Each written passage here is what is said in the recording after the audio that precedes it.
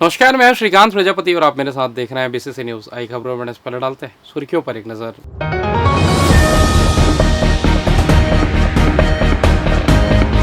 खाद्य दुकान में अनियमितता 21 दिनों के लिए हुआ सस्पेंड।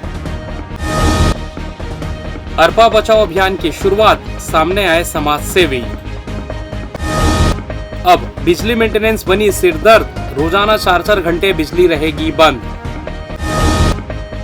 गुम मोबाइल मिले वापस, लोगों के चेहरे पर आई मुस्कान।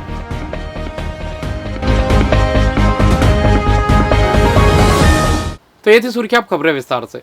तखतपुर विकासखंड अंतर्गत गनियारी और तखतपुर में संचालित 2 खाद्य दुकानों में गड़बड़ी पाए जाने पर कृषि विभाग की उड़नदस्ता टीम ने बड़ी कार्रवाई की है। जांच में स्टॉक और मशीन रिकॉर्ड में अंतर मिलने पर दोनों दुकानों की खाद बिक्री 21 दिनों के लिए प्रतिबंधित कर दी गई है। मिली जानकारी के अनुसार किसानों को खाद, बीज एवं कीटनाशक की सुचारू उपलब्धता सुनिश्चित करने और उर्वरकों की कालाबाजारी रोकने के उद्देश्य से कृषि विभाग द्वारा गठित जिला स्तरीय उड़नदस्ता दल ने तखतपुर विकासखंड में सख्त कार्रवाई की है। टीम ने मेसर्स किसान सेवा केंद्र तखतपुर और मेसर्स अमन कृषि केंद्र गनियारी का औचक निरीक्षण किया, जहां अनियमितता पाए जाने की बात सामने आई। उप संचालक कृषि पीढ़ी हथेश्वर ने बताया कि जांच के दौरान किसान सेवा केंद्र तखतपुर में मशीन स्टॉक में यूरिया 750 बोरी दर्ज थी, जबकि भौतिक रूप से 550 बोरी ही पाई गई। साथ ही 200 बोरी यूरिया बिना मशीन में दर्ज किए रखी गई थी। वहीं गनियारी स्थित अमन कृषि केंद्र में मशीन रिकॉर्ड में 1679 बोरी यूरिया दर्ज थी, लेकिन मौके पर भौतिक स्टॉक नहीं मिला। दोनों प्रतिष्ठानों में उर्वरक भंडारण एवं वितरक से संबंधित रजिस्टर भी संधारित नहीं पाए गए, जो कि उर्वरक आदेश 1985 का उल्लंघन है। प्रथम दृष्टया दोषी पाए जाने पर दोनों दुकानों को कारण बताओ नोटिस जारी करते हुए 21 दिनों के लिए खाद विक्रय पर प्रतिबंध लगा दिया गया है। कोटा का ग्राम करका की सुभद्रा ने यह साबित कर दिया है कि यदि सही मार्गदर्शन, समूह की शक्ति और मेहनत साथ हो तो आर्थिक आत्मनिर्भरता का सपना आसानी से साकार किया जा सकता है। सुभद्रा समूह से जुड़कर खीरा की खेती कर आर्थिक आत्मनिर्भरता के साथ अब लखपति दीदी बन चुकी है। सुभद्रा मुख्यमंत्री विष्णुदेव साय का आभार व्यक्त करते हुए कहती है कि सरकारी योजना ने उनका जीवन बदल दिया है। आदिवासी बहुल गांव करका की सुभद्रा आर्मी ने आजीविका मिशन बिहान के अंतर्गत मां सरस्वती समूह से जुड़कर खीरा की खेती को अपनी आजीविका का माध्यम बनाया। आपको बता दें, शुरुआत में समूह को 15,000 रुपए RF, 60,000 रुपए CIF और 3 लाख रुपए बैंक ऋण प्राप्त हुआ। इस आर्थिक सहयोग ने महिलाओं को खेती के लिए जरूरी संसाधन जुटाने में बड़ी मदद की। समूह की महिलाओं ने मेहनत, लगन और आधुनिक कृषि पद्धतियों को अपनाते हुए खीरा की खेती शुरू की। सुभद्रा आर्मी की मेहनत, लगन और सरकारी योजनाओं की मदद से अब वह लखपति दीदी बनने का गौरव हासिल कर चुकी है। अरपा नदी और उसकी सहायक नदियों के संरक्षण के लिए बिलासा कला मंच द्वारा आयोजित 2 दिवसीय अरपा बचाओ अभियान यात्रा शनिवार सुबह शुरू हो गई। यह यात्रा सुबह 8 बजे राघवेंद्र राव सभावन से रवाना हुई, जिसमें बड़ी संख्या में पर्यावरण प्रेमी और सामाजिक कार्यकर्ता शामिल हुए। पिछले 20 वर्षों से यह मंच लगातार जल संरक्षण और नदियों को बचाने के लिए काम कर रहा है। इस बार भी यात्रा के जरिए अरपा नदी के उद्गम स्थल अमरपुर पेंड्रा से लेकर शिवनाथ नदी के संगम तक के क्षेत्रों में लोगों को जागरूक करने का प्रयास किया जा रहा है।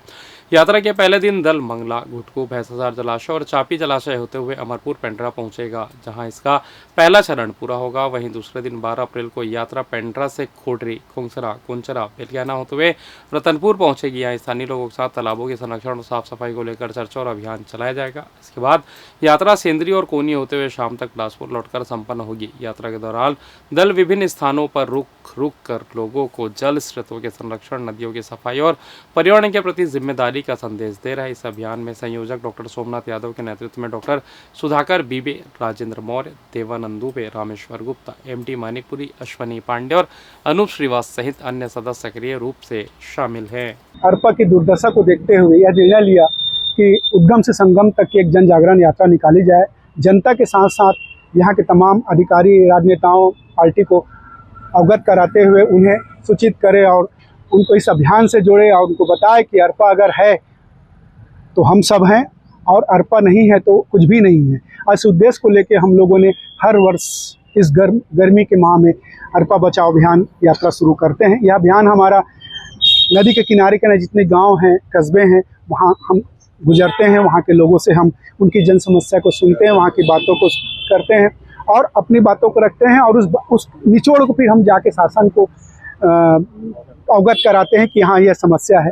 खालंग नदी में अवैध रेत उत्खनन के दौरान सुरंग में गड्ढे से रेत निकालते समय मिट्टी धंसने से एक नाबालिग की मौत हो गई, जबकि उसका साथी घायल हो गया। हादसा के बाद रेत तस्कर ने ट्रैक्टर पलटने की झूठी कहानी बनाकर पुलिस को गुमराह करने की कोशिश की, लेकिन जांच में पूरा मामला खुल गया। यह पूरी घटना सरवन, देवरी और गरवट के बीच बहने वाली खारंग नदी की है। शुरुआती सूचना में बताया गया था कि गुरुवार रात करीब 3 बजे ट्रैक्टर पलटने से तपेश कश्यप की मौत हुई, लेकिन जब पुलिस मौके पर पहुंची और जांच शुरू की तो कहानी में कई विरोधाभास देखा गया। जांच में सामने आया है कि आरोपी पोषण कश्यप नदी किनारे करीब 7 फीट गहरे गड्ढे में नाबालिग अमित कश्यप और उसके साथ ही अमित यादव को रेत निकलवा रहा था। इस दौरान अचानक मिट्टी धंस गई और उसकी मौत हो गई। बहरहाल पुलिस ने आरोपी पोषण कश्यप को गिरफ्तार कर जेल दाखिल कर दिया है। शहर की बिजली व्यवस्था सुधारने के लिए बिजली विभाग ने व्यापक मेंटेनेंस शेड्यूल जारी किया है। इसके तहत नेहरू नगर डिवीजन में 10 से 13 अप्रैल तक रोजाना सुबह 10 बजे से दोपहर 2:30 बजे तक करीब 4.5 घंटे बिजली बंद रहेगी। इस दौरान शांति नगर, भारती नगर, नेहरू नगर, अशोक नगर, कोनी और इंदिरा विहार सहित कई इलाकों में बारी बारी से सप्लाई रोकी जाएगी। इधर पूर्व डिवीजन में 5 से 11 अप्रैल तक मेंटेनेंस कार्य जारी है। इसके बावजूद ट्रिपिंग और बार बार बिजली की दिक्कतें सामने आ रही है। वहीं सक्रिय वितरण केंद्र के अंतर्गत 33 केवी और 11 केवी फीडर में 13 से 30 अप्रैल तक रोज सुबह 10 बजे से शाम 4 बजे तक बिजली बंद रखी जाएगी। फिलहाल वक्त तो चला छोटे से ब्रेक का, मिलते हैं ब्रेक के बाद, कहीं जाइएगा नहीं। पिछले 17 वर्षों से रियल एस्टेट के क्षेत्र में दे रहे हैं अपनी सेवाएं और लगातार शहर की जनता को एक नई लिविंग लाइफस्टाइल। अपने कार्यों एवं सेवाओं के माध्यम से लाखों लोगों की उम्मीदों को दिया है आकार। इसलिए जिले में ही नहीं पूरे प्रदेश में इनकी पहचान है बरकरार। आपके सपनों के घर को हकीकत में बदल कर है दिखाना, इसलिए आपके लिए लेकर आए हैं भाटी आशिया।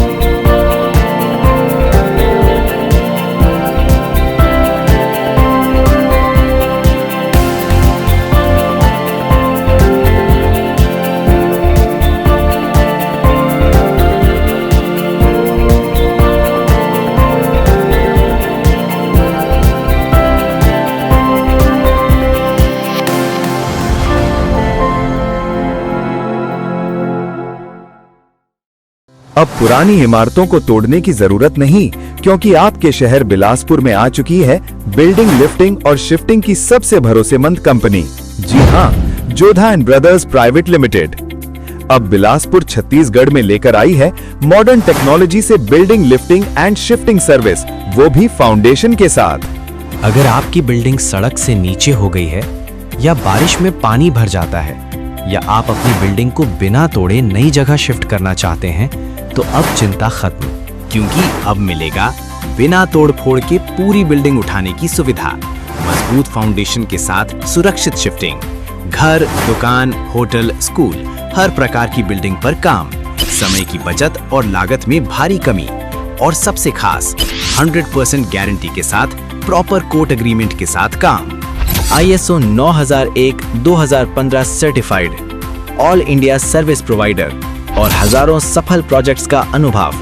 अब कोई रिस्क नहीं, ना टूट फूट का डर, ना पैसे डूबने की चिंता, क्योंकि हर काम होगा लीगल एग्रीमेंट के साथ। जी सर, जैसे ये जैक वगैरह लग रहे हैं ना, जैक सिस्टम से हम इसको ऊपर उठाते हैं और जो शिफ्ट करते हैं उसका अलग से रहता है सर। 100% गारंटी रहती है कंपनी की जी, कोई भी नुकसान नहीं है, कोर्ट एग्रीमेंट होता है जी, ऐसा कुछ नहीं है। जैसे उठाना हो, कितना भी उठाना हो उठ जाएगा, कितना भी शिफ्ट करना शिफ्ट हो जाएगा। इसमें वो कस्टमर के ऊपर रहता है कि कितना भी वो करवाए उतना ही हो जाता है। ये 5 फुट उठ गया है ऊपर, 5 फुट लिफ्ट किया गया है, इसमें नुकसान कोई नहीं, आपके सामने है। 100% गारंटी रहती है कंपनी की हमारी। तो देर किस बात की, आज ही अपनी बिल्डिंग को नया जीवन देने के लिए संपर्क करें mister Jagjit Singh 9781137373, mister Ranjot Singh 9781227790, 9914127790, www.jodhabuildinglifting.com, info@jodhabuildinglifting.com। Jodha and brothers private limited, जहां आपकी पुरानी बिल्डिंग बनती है नई और सुरक्षित। और ब्रेक के बाद आप सभी का स्वागत है। ये बढ़ते अगली खबर की ओर। खोए हुए मोबाइल की उम्मीद छोड़ चुके 135 लोगों को शुक्रवार को पुलिस ने सही सलामत उनके मोबाइल फोन लौटा दिए। पुलिस द्वारा चलाए जा रहे विशेष अभियान अर्पण के तहत महज 1 महीना में रिकॉर्ड 20 लाख रुपए के 135 मोबाइल बरामद किए गए। शुक्रवार को पुलिस लाइन में आयोजित कार्यक्रम में आईजी रामगोपाल गर्ग और एसपी रजनीश सिंह ने पीड़ितों को उनके गुम हुए मोबाइल लौटा कर वापस दिए। साल 2026 से अब तक बिलासपुर पुलिस 500 से अधिक मोबाइल रिकवर कर चुकी है। अपने घूमे हुए मोबाइल वापस पाकर लोगों के चेहरे में मुस्कान देखी गई। तखतपुर थाना क्षेत्र के ग्राम ढंढन में एक महिला को टोहनी कहकर मानसिक और शारीरिक रूप से प्रताड़ित करने के मामले में पुलिस ने कार्रवाई की है। मारपीट और गाली गलौज कर जान से मारने की धमकी देने वाले मां बेटे को पुलिस ने गिरफ्तार कर जेल दाखिल कर दिया है। दरअसल तखतपुर के ग्राम ढंढन निवासी देवेंद्र बघेल 5 अप्रैल को बाइक से गिर गया था। गिरने के बाद जब उसे एक महिला उसकी मदद करने के लिए घर से बाहर निकली, तभी आरोपी देवेंद्र बघेल और उसकी मां सुमित्रा बाई ने उसे पर अचानक गालियां देना शुरू कर दिया। इस दौरान पुलिस ने विभिन्न धाराओं के तहत अपराध दर्ज किया था, लेकिन जांच के दौरान यह तथ्य सामने आए कि लंबे समय से महिला को टोहनी कहकर प्रताड़ित किया जा रहा है। इसके बाद यह धारा भी लगाकर आरोपियों को गिरफ्तार कर जेल दाखिल कर दिया गया। बिलासपुर झारसुगड़ा के मध्य निर्माणाधीन चौथी रेलवे लाइन को कलतरा रेलवे स्टेशन से जोड़ने का काम 11 से 18 अप्रैल तक किया जाएगा। इस काम की वजह से बिलासपुर से रायगढ़ और गेवरा रोड कोरबा से रायपुर तक चलने वाली 10 लोकल और मेमो पैसेंजर को शनिवार 11 अप्रैल से 18 अप्रैल तक रद्द किया गया है। कल 14 ट्रेन इस दौरान प्रभावित रहेंगे। इसके अलावा गोंदिया झारसुगड़ा गोंदिया जेडी पैसेंजर को आधे रास्ते तक ही चलाया जाएगा। इसके अलावा कोरबा रायपुर के मध्य चलने वाली हसदेव एक्सप्रेस को कोरबा से बिलासपुर के मध्य पैसेंजर बनाकर चलाया जाएगा। कलतरा रेलवे स्टेशन को चौथी लाइन से जोड़ने के काम को रेलवे प्रशासन ने रीशेड्यूल करके 11 से 18 अप्रैल तक करने का निर्णय लिया है। इसके पहले 3 से लेकर 10 अप्रैल तक इस काम को करने का निर्णय लिया गया था, जिसमें बाद में बदलाव करके सभी ट्रेनों को रिस्टोर कर दिया गया था। इस कनेक्टिविटी के काम की वजह से अब 14 ट्रेन ही प्रभावित होंगी। फिलहाल इस बुलेटिन में बस इतना ही। मुझे दीजिए इजाज़त, फिर होगी आपसे मुलाकात। तब तक देखते रहिए BCC न्यूज़। नमस्कार।